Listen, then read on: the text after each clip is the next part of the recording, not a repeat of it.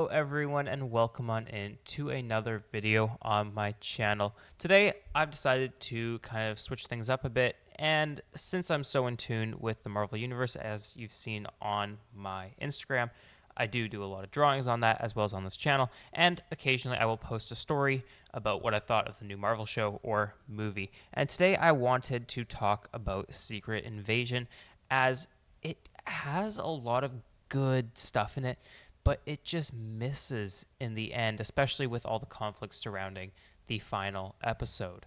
So today I just wanted to dive in and give my thoughts on the show. Of course, others have done it, and if you don't agree with my take, that is totally fine. It is my opinion, and of course, everybody is entitled to their own opinion. Now, when I'm watching a Marvel movie or a Marvel TV show, I have six main kind of points that I try to find and kind of rate out of 10 in each of the shows or movies.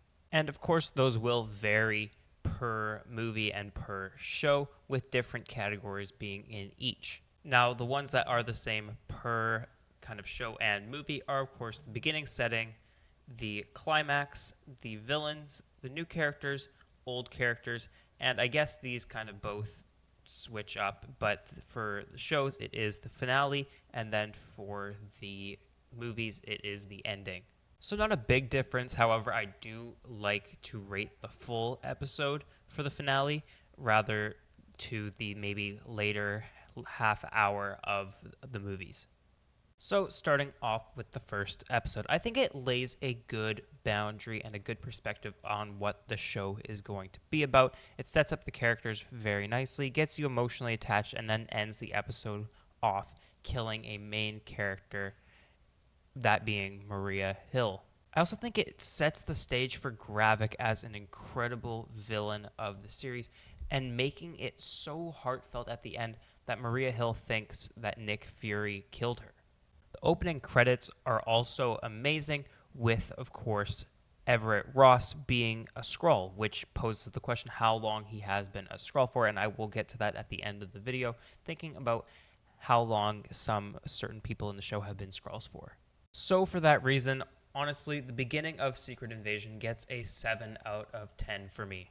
And now skipping ahead to episode 2, 3, and 4, I think they are amazing, full of suspense. You get the action sequences with Talos and Nick, as well as the quarrel that they have in the middle of the movie, as well as that family aspect with Talos and Gaia. I think it's perfectly laid out, and just the middle of the show is amazing. As well as during these 3 episodes in the middle of the season, you get the amazing surprise that Rhodey has been a Skrull for the longest time. And I'll touch at this a bit at the end, but wow, it is just crazy. We also get the death of Talos in the big president capture car battle, which I think is amazing. However, it was sad to see him go, as he was a prominent character of the show, and he was kind of the main Skrull, and it's kind of sad that they had to kill him off. I would have liked to see him live at least until the end of the show to see the whole empire. And then we reached episode 5 and episode 6, basically the ending of the show, and they have the president safe. However, Rhodey is, of course, with him, so not really safe. And they're just trying to figure out what the next plan of attack is. It's all right.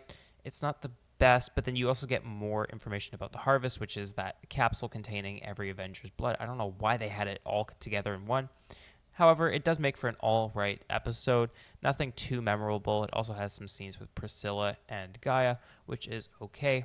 However, the ending seems a bit wasted, but then you do get that nice kind of final shot with Fury gearing up, and I think that is really cool. And then that brings us to episode 6, which I have a bit of a hard time wrapping my brain around. Now, I haven't met anyone who hasn't said that the series was too short, because it was. It was a maximum of maybe 37 minutes per episode. Compare that to the WandaVision show or the Falcon and Winter Soldier. It is nothing compared to those. Were all 50, 40-minute episodes, and it feels like we were skipped out on a lot of backstory information and just a lot of just cool sequences in the show, as well as the finale was so rushed. It was a 38-minute episode with at least 7 or 8 plot holes. Now, the big standout part, of course, of episode 6 is the big finale between who we think is Nick Fury and Gravik. And Nick Fury walks in coughing and like he is dying, of course, because it is the radiation. However, that is revealed to be Gaia, as she is pretending to be Nick Fury, and then she changes and they get stuck in the power machine, which shouldn't have worked on Nick Fury. But then we find out that Gaia is actually dressed up as Nick Fury, and they have this big out battle. And this is where it gets crazy because Gravik does die. It is a big CGI battle. I didn't think it looked terrible, but it's so fast paced and doesn't really successfully end with like a cool note of just Gravik going out. He kind of just gets blasted through the chest by Gaia with all the superpowers, which is really kind of weird now because now she's like the most overpowered character in the MCU, and she's just some random Skrull, and I don't know how that's going to work for future films, but I guess we'll have to wait and find out. But I feel like it was so just short and quiet, and there wasn't really anything big at the end of the battle. She kind of just walked it off as she blasted him through the chest, and boom, he's dead. I do think the idea that the Skrulls having, or at least Gaia and Gravik having all these superpowers was cool, as well as to see how they used every single power. Although it did look weird at times with Gaia summoning Drax's arm. It looked kind of weird.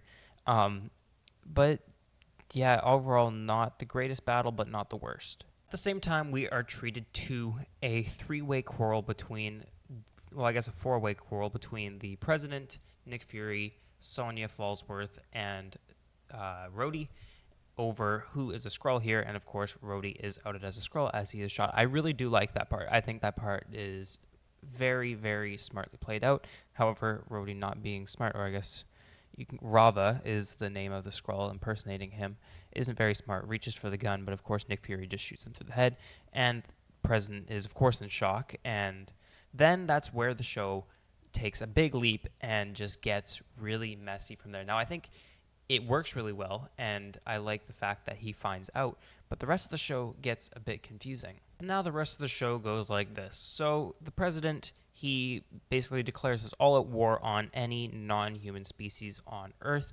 mainly the Skrulls, and now there is people, mercenaries, just going around shooting up random people that they think are Skrulls, and of course they are not, like we see in the show. However, they are just searching for the Skrulls. So that is happening on Earth. And then we have Sonya, who approaches Gaia and kind of wants to set up a peace treaty to try and settle this on Earth, as she is the most powerful Skrull, and she thinks that Gaia can be a leader, which is a bit of a weird plot, as I don't see us solving that problem anytime soon in the MCU, which is just annoying because now we have three ways that this story can go. As the first one will probably be resolved in the Captain America 4 movie, with President Ritson resigning and then letting Thaddeus Ross become the president, I think.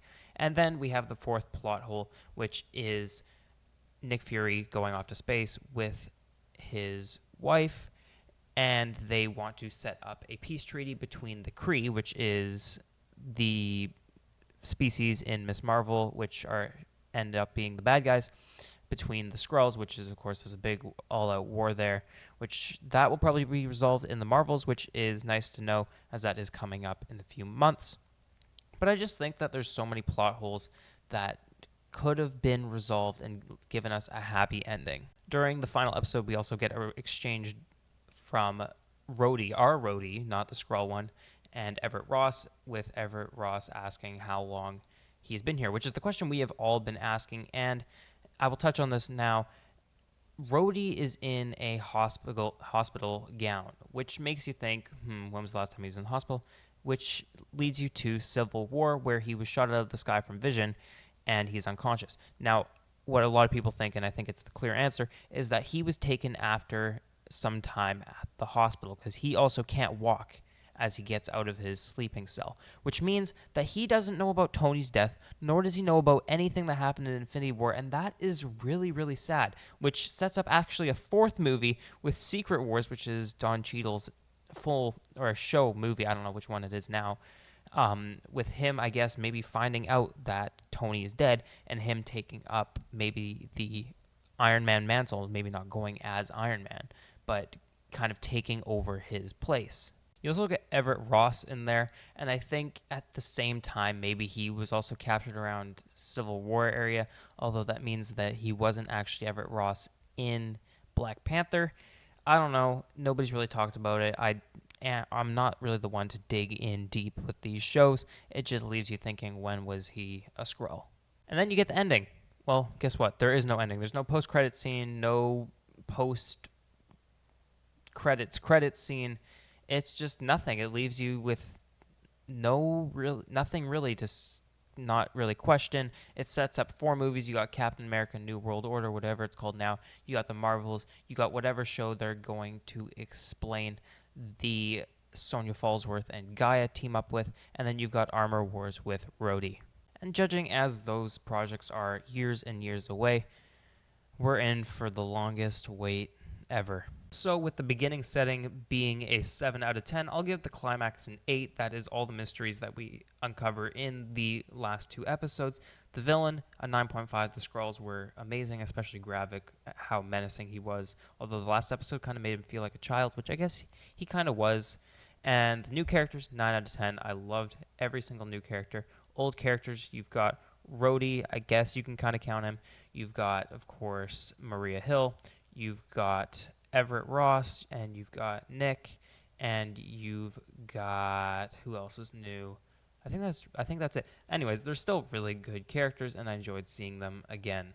So that gives them a 9 out of 10. And then the finale, a 7 out of 10. I think it was good, but it could have been better, and it couldn't have left so many plot holes. Now, of course, LEGO did skip out with these sets, as well as the whole show in general, and they didn't add any of them in the new minifigure series. So guess what, guys? You guys have 2 minifigures coming at the end of the year with my Marvel Phase 5 Part 1. So far, you have Quaz and Pharaoh Ramatut already drawn, which I haven't shown you guys yet because you guys have to wait till the end of the year. I just did a post on my Instagram asking if you wanted me to wait or post them early, and you guys said to wait, so I guess you guys really want that surprise. And for Secret Invasion, I will be drawing Gravik and Nick Fury, as they are the 2 main standout characters, and I don't think Sonya played a big enough role to be in it. And Gaia, I'll probably include her in the build that I do later on, either this year or next year with the first year anniversary. I don't know. But anyways, if you guys did go on to enjoy the video, please make sure to subscribe and like the video, as that helps me see what you guys like to see, as well as it helps push me out to other people so they can enjoy the same content as you. But anyways, thanks.